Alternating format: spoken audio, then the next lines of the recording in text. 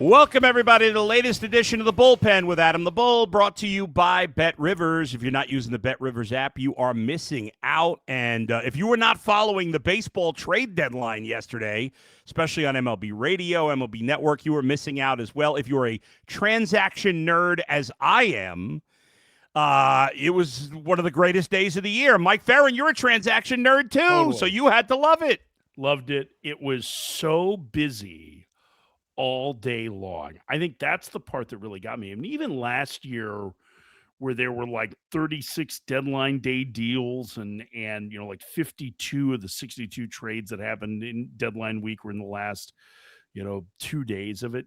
Yeah. Yesterday was, I mean, incredible from the moment the Arise trade hit in the morning to, like the last deal I probably saw an hour after the deadline was Hunter Stratton to the Padres. Like, it was just relentless and there was no break from it. And it was great. And I'm still not entirely convinced I either A, know where everybody ended up or B, could process everything that happened. So it's crazy. I mean, they came fast and furious. And, I was doing a podcast earlier today with Zach Meisel from The Athletic, who covers the Guardians. I know you know Zach. And he said we were talking about how much fun we had, especially because, as you know, my two favorite teams are the Guardians and the Cubs, and they both, I thought, did well, and they both were very active. But he said to me, man, don't you wish they could do this in the offseason, too, and have something like this? And I was like, I just don't see how you could do it. It would be great. Yeah. I mean, I think the league has pushed for a transaction deadline. Yeah. And the players are opposed to it. And I think you can understand their standpoint. Of course. It, right? It's like, hey, if you put deadlines, does that mean that guys have to accept deals by a certain day? And then does that drive down, what salaries would be? Right. I think that's the worry. But I think from a fan engagement standpoint, it absolutely would be great. I mean, I think, like, listen, we have these enormous volumes of trades at the deadline now, which shows that trading isn't dead. Yeah. But, like, we don't have a whole lot of like star major leaguer for star major league trades. And I do think that there were a few more need-based trades this year at the deadline, which was, need for need, which those are things that I love. Like, free agency's fine. It's cool to get excited about a free agent. But as a transaction nerd, like, I love trades and I love major league for major league trades. I mean, those are the things I remember the best from when I was a kid and how exciting they are. Nothing against prospects, but it's just not the same. And they're more fun to debate and it gives you better sense of how rosters look. So I wish there was more of that. But I don't know. I think you're right. Like, it's not something that the players are going to get on board with. And I think of all the things that the league is trying to get changed and how much they want to try and control with, anything in the CBA. I'm not sure that that's an issue that they're looking to push all that hard in the end. Yeah, no doubt. I mean, you're right.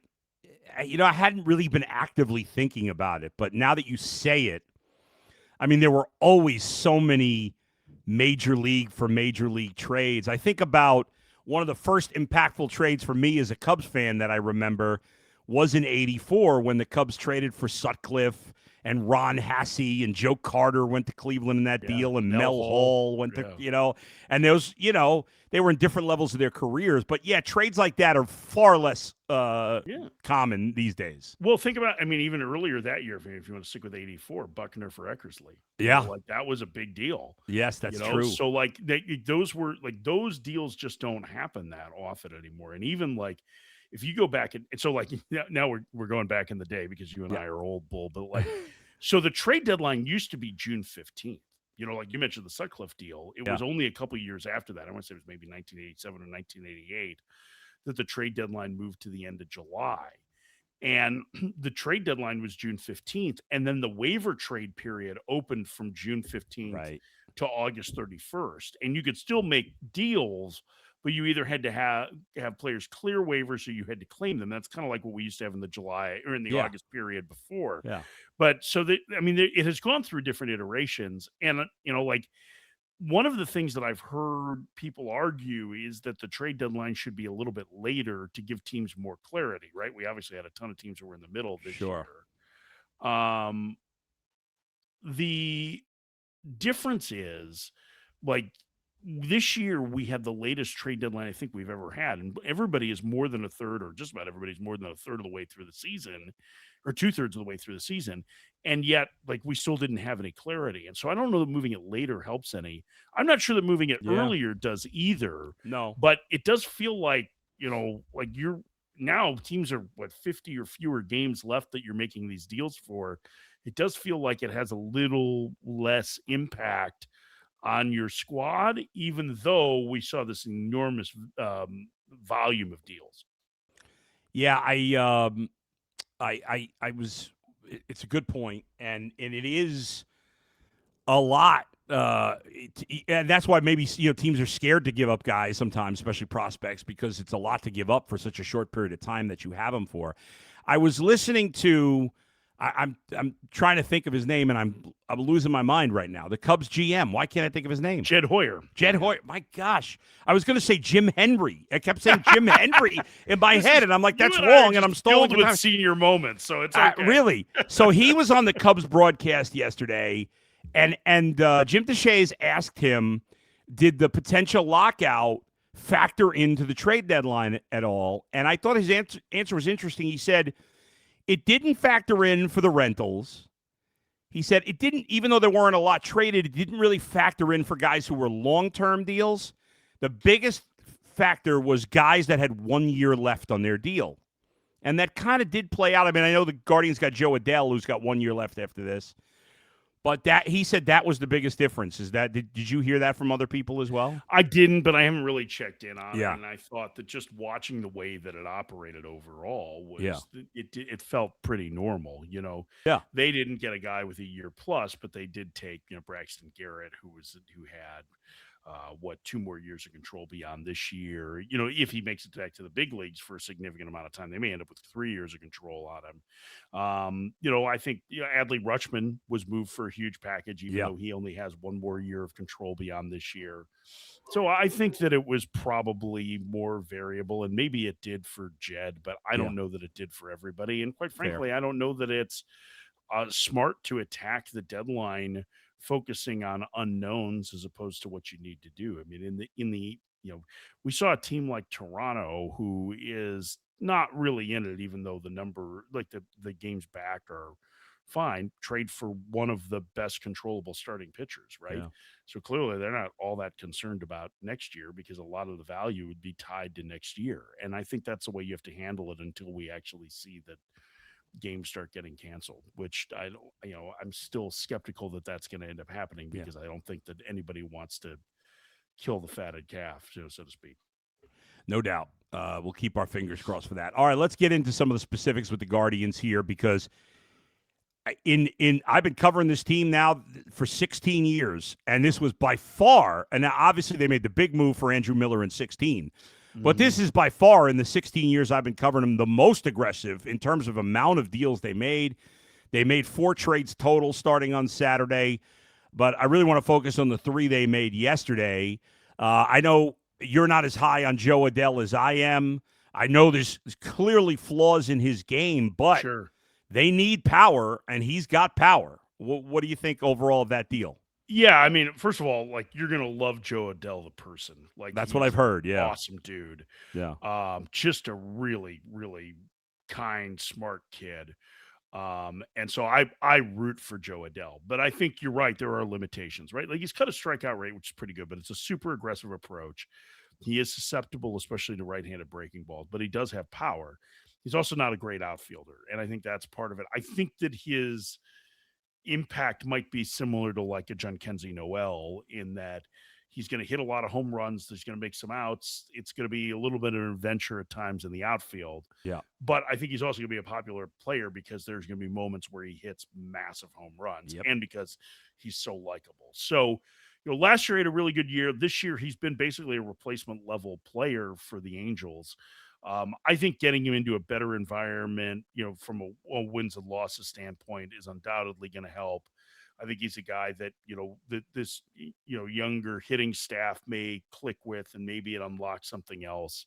He's had a very uneven path to what success he's had in the big leagues, in part because the Angels added him to the big league roster in 2020, which was just a really bad year to do that to people because of the truncated season and all that. And so Like he clearly wasn't ready for the big leagues at that point, and yet they kind of forced the issue. So I think I hope that there's more in there because there's certainly upside and he's young. But I loved the fact that they added right-handed power. Like we've only been screaming about it for a decade that they Yeah. needed to add a right-handed power hitter in a corner in the outfield. And, I think when we talked a month ago, I was thinking like the Lane Thomas type would make sense, which I know Guardians fans have already been down that road, but Yeah. Adell, really can't play center, but he does give you a corner outfielder who has power, who Stephen Vogt should be able to right into the lineup every day. To your point on the power, I mean, I don't know if you know this, but I mean, I feel like you know everything about baseball, but this is random trivia. Do you know the last Guardians outfielder to hit 20 home runs? Not 30, not 40, but just 20. I want to say it's been a long time now. I knew the answer to this. It wasn't Jay Bruce, right? No, but you're in the ballpark of the era, the proper era. Yeah, I want to say it was it Nick Swisher? It was kind of more like 2013, something like that. It's 2014. You're very close. Yeah, I can't remember. You don't think of him as a power hitter. He was more. It was Michael Brantley. That's what Michael it was. Brantley. Michael Brantley. That's it. That was his like MVP caliber season, right? Where he had like 20 homers and 20 doubles and 10 yes. or 40 doubles and he had an amazing year. Yeah, Michael Brantley's the last 20 home run. I told you the other day that I coach a bunch of kids and I gave them that trivia question. Most of them never even heard of Michael Brantley. That's how long it's been since that. And it's not like if it was 30 or 40, okay, but just 20. And I know Chase DeLauder probably next year will probably do it, whatever. Yeah. But like now you got some guys like a Jo Adell can, obviously can hit 20 home runs.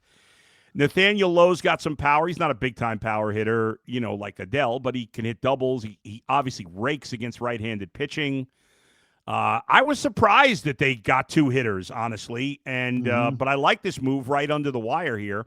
What'd you think of this one? I did too. I think in part because Kyle Manzardo has really struggled and looks out of whack. I mean, after watching him this weekend, he was super susceptible to the breaking ball. It feels like there's just something mechanically that's not right. And, getting a breather in Columbus for a little while, even if he's somebody that they go back to, say, in September, I think may serve him well, not just for this season, but in the long term. So, he can go work on some things and not have to try and do it at the major league level. Listen, their first base situation certainly had been depleted, right? Like Rhys Hoskins has hit righties better than lefties this year. I know he's provided some power, but that's not why he was signed. The Manzardo has struggled. CJ Kafis being out for the year impacts him, who's not a power guy either, but a very good defender at first and can hit a little bit. So I think that this was a nice pickup in that it improved the team offensively, and Lowe's a decent defender too at first base. So which Manzardo has and Hoskins both have struggled more defensively, right. I would say. So I think that was a really nice late pickup. It's not the place that I was expecting Lowe to go. I thought he was going to get moved. But you're right, adding two bats, and he's not a huge power guy, right? It's more he's more like a 15 to 18 homer guy over the course of a season. But he will hit some doubles and he'll put together good quality at bats. And I think he'll help to move the line and create some more traffic for their offense. The third big trade yesterday was Foster Griffin. This was the biggest shocker. Yeah. Right. First of all, I know they didn't give up any prospects that are considered great, but they still traded 4 prospects for a rental, which is very out of character for the Guardians. So I like that. I like that they made a trade to strengthen a strength already. That both those things are they don't usually do those things, and I was really excited to see that. How good do you think he'll be for the Guardians? Yeah, I think he's entering the right kind of organization for him, because he's really kind of a pitchability left-hander. It's 7 different pitches that he throws for strikes, and none of it is overwhelming. And he's coming off 2 starts he had good results against the Diamondbacks 2 starts ago, but they really drove up his pitch count early, and then he got on a roll and I think set down the last 10 he faced or something like that. And this last time out was the worst start that he'd had in 2 months. And he said that the trade deadline was weighing on him, so that may have had part of it. But he's a pitch maker, right? He's left-handed, which they outside of Cantillo, they haven't really had a consistent option there. He's a better option than a lot of the starters that they have had. Just not that I don't think Logan Allen has talent. I just think it's, he's not quite as polished. And, obviously the Guardians are so good with helping pitchers get to the next level. Like, he's a little bit like Tanner Bybee, but from the left side, in that he's Right. going to fill it up. He's got a good changeup. He's going to be able to attack righties and lefties. He's not going to walk anybody. He's going to be able to take advantage of the fly balls in the bigger ballpark. Sharp guy. He went to Japan for 3 years. Really reinvented himself as one of the top pitchers in NPB, and he's inexpensive too. I mean, I think that was a great deal for the Nationals this winter, getting him for $5.5 million, and he made the All-Star team. So I think it's a really nice pickup for them, and it's strengthened to strength that I don't think, like, adding starting pitcher wasn't on the radar for me for the Guardians. I didn't think that was something that they were going to focus on, but it was really, you're right. Like, it was a really nice deadline for them in that they added things that they needed and strengthened a roster that, I think obviously they still feel like they have a chance to win the division. And if they do win the division, they might end up as the number 2 seed. Right. And get to get to have a bye into the division series round, which would be awfully nice. Yeah. The last trade, they get Blake Perkins. Yeah, he is what he is. This is a Miles Straw type. But Craig Yoho, I'm curious about him because normally, Mike, when the Guardians get a young pitcher like that, I'm always like, well, they'll get the best out of him. And I know he hasn't been in the big leagues very long. But the Brewers, as we've talked about, are like the Rays and the Guardians, where they already get the best out of guys. So what's your thoughts on the acquisition of Yoho? I saw I think it was Jack Stern, who covers the Brewers, who really has a pretty good feel for pitching development, say that Yoho's strengths were not something that the Brewers generally identified, right? In the way that he attacks hitters, and felt like he might be a better fit for the Guardians organization. So, former position player, went to University of Houston as a position player, transferred to Indiana, converted to pitching. It's a low slot guy with a really good changeup, so that should make him split neutral. And the big question for him has been, can he throw enough strikes at the big league level? Yeah. So the question is, can he be in the zone more? And if he can be in the zone more, then he's got a really good chance to be a solid reliever. He was the minor league pitcher of the year for the Brewers a couple of years ago. Not that that necessarily means anything, but he's one of those names that keeps popping up every spring. They're like, hey, Yoho could be a real impactful guy in the bullpen, and he just hasn't fit it. And I think, for what Milwaukee was getting, hoping that they can get more out of Bo Naylor, and Bo probably needed a change of scenery at this point. Yeah. And the fact that they don't have a lot of catching depth in their organization, you're going to have to give up something. And Yoho's been more of an up and down reliever for them. So I would not be surprised if he works himself into some pretty good leverage situations. I thought he looked really good on Saturday night when he made his debut, or Sunday, I guess, when he made his debut. And the question is going to be how do you attack the strike zone and let that changeup work? So, a lot of years of control left on him, gives them a different look. The bullpen hasn't been quite as sharp as it has been the last couple of years. I think it probably takes some of the pressure off Colin Holderman, who has been used a lot and has been up and down a lot.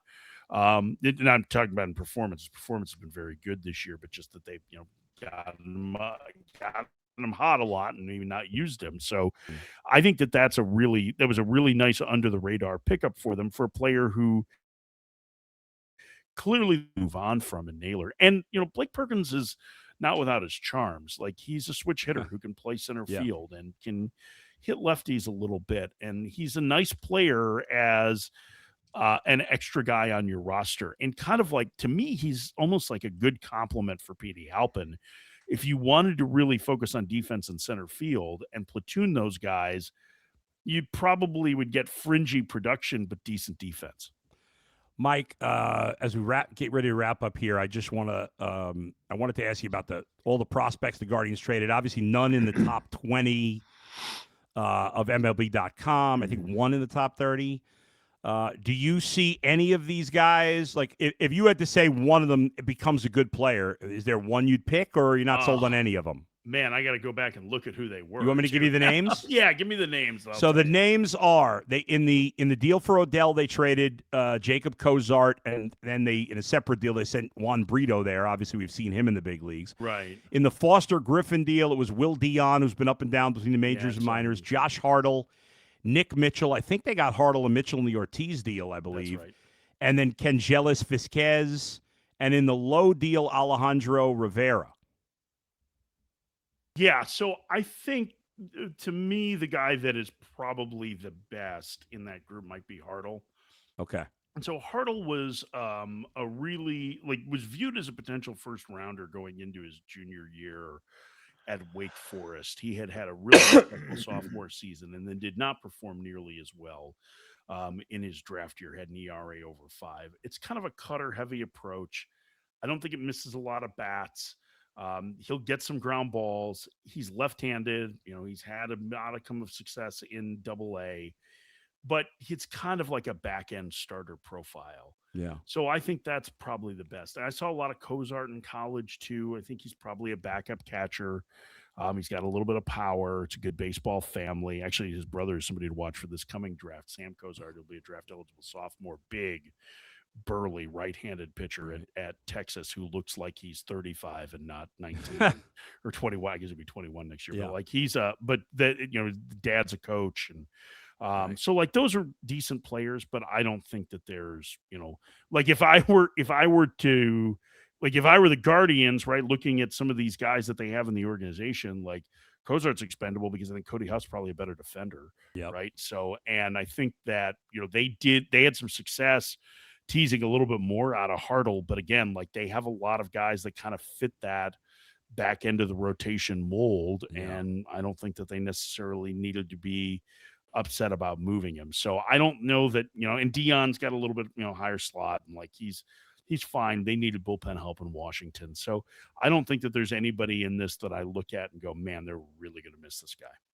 Last thing, the other team in Ohio, the Reds, can you explain what they are doing? I cannot. I have no idea.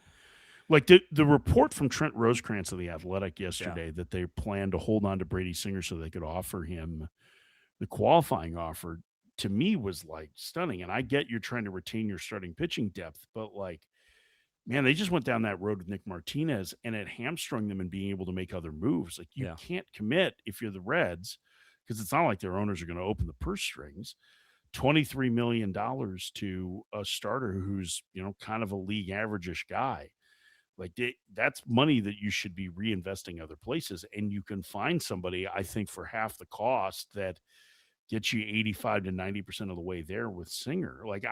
Great teammate, good dude, all those things are fine, but you need to have production. And I said today at the end of our show, I just don't understand why they haven't tried to imagine that roster some. I mean, they have guys like Matt McClain hasn't been good. TJ Friedel's had a miserable year. They have a number of players that it feels like you might be selling low on, but that could use a change of scenery. Yeah.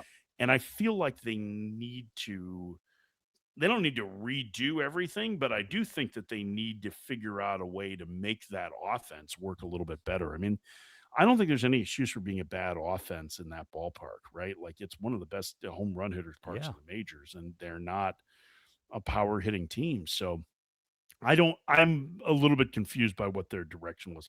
I thought the year that they sold, it was 4 years ago or whatever, they did at the deadline. They had a great deadline. And since then I've just kind of been that's it.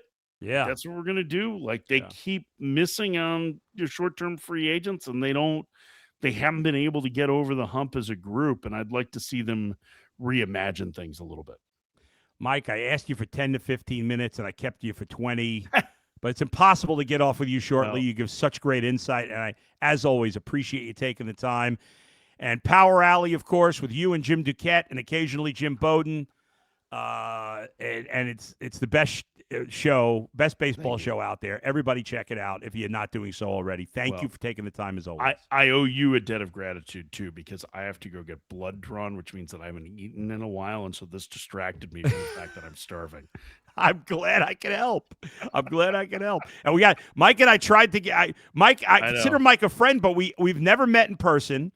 And we were supposed to get together after Saturday night's game with the Guardians and Diamondbacks because he was in town doing play-by-play for the Diamondbacks. So the Guardians offense showed up. I know. The last 3 innings took like an hour and a half, so we had to bail. I was falling asleep in the car, but I'm like, I can't cancel on Mike. And then when you said you can't do it because it's too late, I was like, even though I wanted to see you, I was like, thank God, because I'm so tired right now.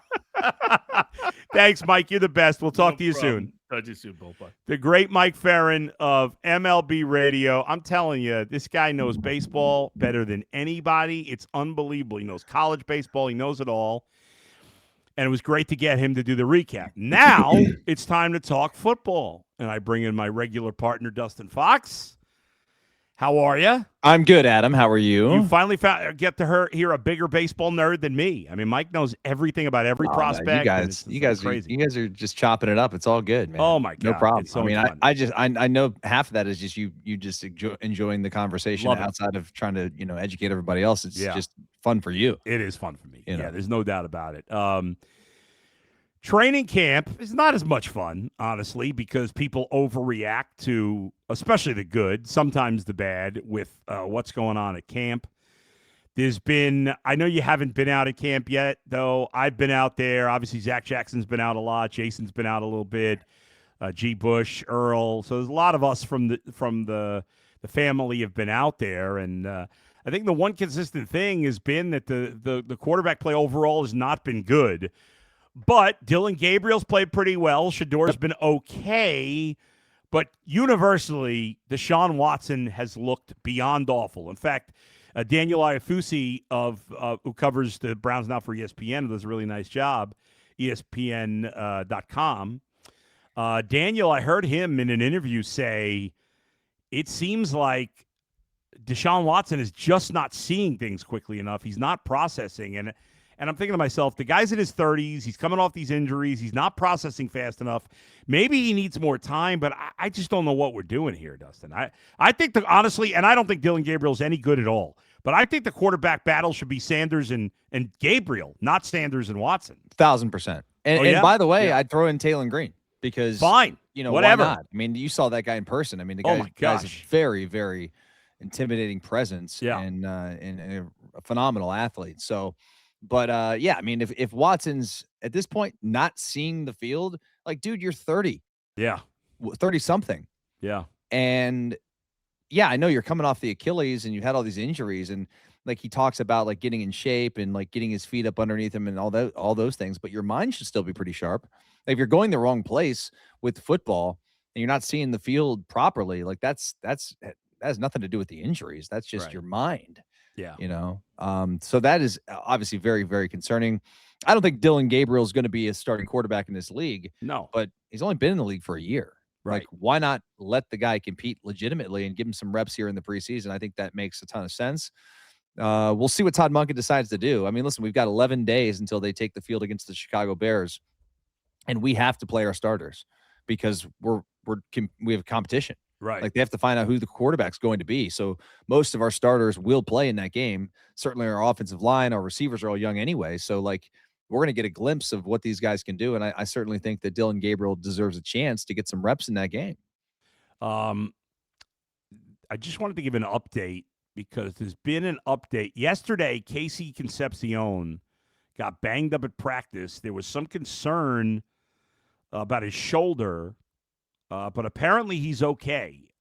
He left practice yesterday. There was, you always worry about injuries, especially with rookies, guys, first-round pick. But apparently I'm seeing Cam Justice said that he's expected to be fine. NFL insider Jordan Schultz reported he did not suffer anything serious. The receiver's actions following practice further support the report as he's remaining on the field congregating instead of immediately going in for treatment. So it sounds like the Browns avoided disaster with Casey Concepcion, because seeing these young guys, Concepcion, Boston, Fannin, Judkins, Bond, that's what, like, you feel good about that. Whether the quarterback's a disaster or not, you feel good about those other positions, and I'm really anxious to see those two young wide receivers. The last thing we need is to get one of them hurt in training camp. Right. Yeah, I totally agree with you on that. Want to be careful, want to be cautious with with these young players, and certainly if he's battling something or whatever, just like let's be cautious. There's no sense in, and we need him. I mean, Yeah. for this season, I still don't think they're going to win anything, but Right. if they're going to have a chance to do something, get the over 5.5 games, they're going to need all hands on deck for sure. They today, Mike Sando from The Athletic, as you may know, every year puts out his quarterback rankings / tiers. Yep. And what he does is he surveys 50 coaches and executives around the league, active coaches and executives, and asks them about every quarterback that started at least 7 games last year. And so there were 35 quarterbacks that started at least 7 games last year. And he says, to these guys, is this quarterback tier 1, tier 2, tier 3, tier 4, or tier 5? Tier 1 is a superstar. Tier 2 is a very good quarterback. Tier 3 is a starting guy, but who needs help around him. Tier 4 is a borderline starter / backup. And tier 5 is either unknown or stinks.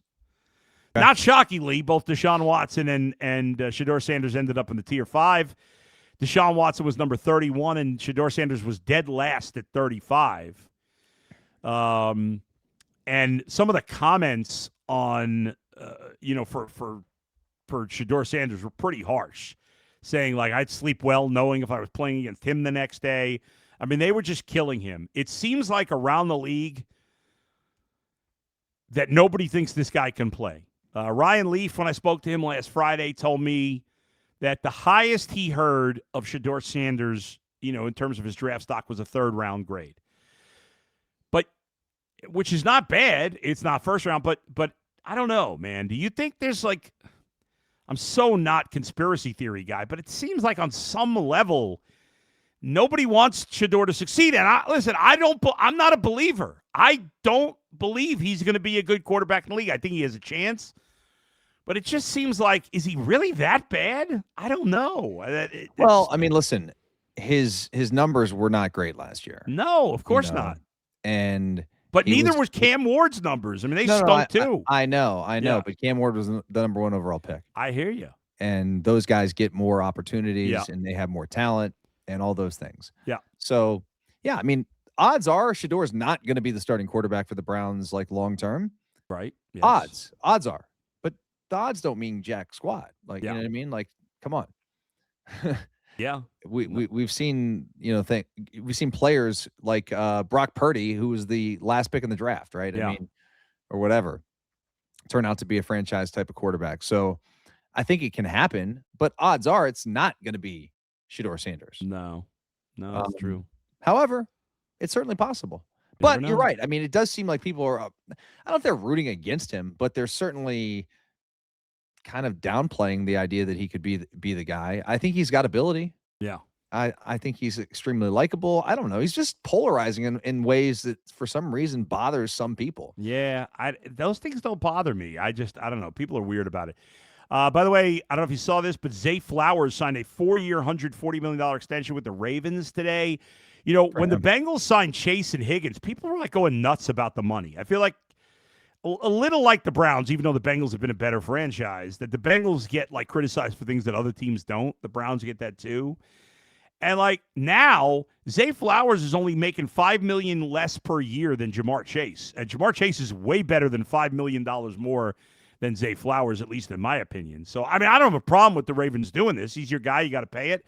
The cap keeps going up. But I don't know why people make such a big deal with some of these contracts sometimes, because the numbers just keep going up. It's not like other sports where, like, the basketball salary cap doesn't change a lot, But in football, for the last 5 years especially, the cap has just exploded every year. And that's going to keep happening because the league is just such a cash cow.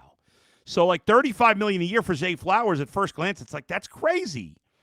But he's a very good receiver. He's not a superstar, but he's very good. And that's the going price. And you're going to see more and more guys get that kind of money at that position. Well, and he's a very, very good. I mean, he's great in their offense. Yes. And great with Lamar Jackson. I mean, he is a security blanket. He's a burner. Like, he does everything for that offense, and certainly they have to have him. Yeah. And that's a number that they're willing to pay because he's worth every penny. Yeah, to them, right. What are they going to quibble over like a few $1 million. Well, he should be worth $32 million. Like, who cares? This is monopoly money at this point. Correct. By the way, speaking of Lamar Jackson, getting back to Mike Sando's tiers, to me, there are 5.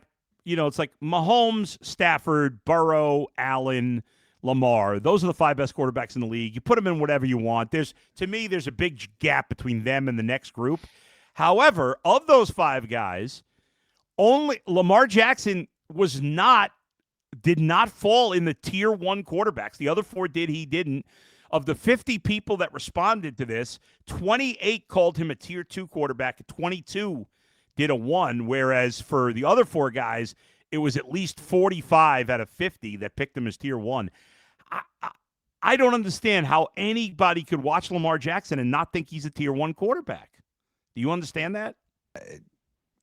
No, I do not. Because the guy every year could be the MVP. Yeah. I mean, it's just crazy. I understand he's had some bad games in the playoffs. I get it. But some of that's been the game plan. I mean, how many times did they lose when they would just not run in the ball? I mean, it's weird. He's put that – I know the team's better around him now, but for his first few years, I mean, the team was completely on his back more than any other player. I mean, there's not more than 5 quarterbacks I'd rather have down 7 with 2 minutes to go. No chance. No chance. That's it. And then who's the 6th best quarterback? That's a debate. But there's a drop-off from the top 5. They had Justin Herbert as the 6th best quarterback. If you're going to hit Lamar Jackson for the playoffs, well, Justin Herbert's never won a playoff game. Right. So I think there's like 8 guys you could pick as the 6th best quarterback. I would actually go with Jared Goff. I think he's one of the most underrated quarterbacks in the league. I think he's really good. I completely agree. Yeah, I don't know why he does not get more credit. People just want to hate on the guy because of whatever. He hasn't won yet, but he's been to the Super Bowl. Yeah, and he should have been to 2 at this point. Exactly. All right, last thing before we wrap up here, the new team starting in 2 years in the WNBA here in Cleveland, the Cleveland Sirens. It's kind of cool. I guess a siren is they'll play the sirens, but it's also something to do with a mermaid. They were called Sirens. I don't know. It was a cool presentation. I like the colors. What do you think of the name? Sirens. You down or no? In or out? Indifferent. All right, I'm in. Indifferent. I mean, listen, I don't. I wasn't a fan of the Guardians name when they changed that. I know this is not a change. I guess it kind of is. They were the Rockers before when they were here the first time, but it'll grow on me. It'll be fine. It'll be fine. Can we sign Caitlin Clark because she's a free agent the year they come into the league? Now the thing is, you can't just spend crazy money because there's a cap to how much you can spend on an individual player. I mean, Dan Gilbert Gilbert on the team? Yeah. Okay, cool. Yeah, but there's no. It's not like he could just outspend the next team. It doesn't. They only can get paid a certain amount in that league. So, but I would do whatever it takes. I'd offer some stuff under the table or whatever. Get her in here. All right, thanks everybody for joining us. Sorry couldn't take any comments today, but obviously we'll do that later in the week. I'm gonna try to go to Browns camp on Thursday again before we come on live Thursday. Thanks to Mike Ferrin for joining me also today, and thanks to Drew and Alex for producing. We'll talk to you next time. Where else but right here in the bullpen with Bull and Fox, brought to you by Bet Rivers. See you, everybody. See you.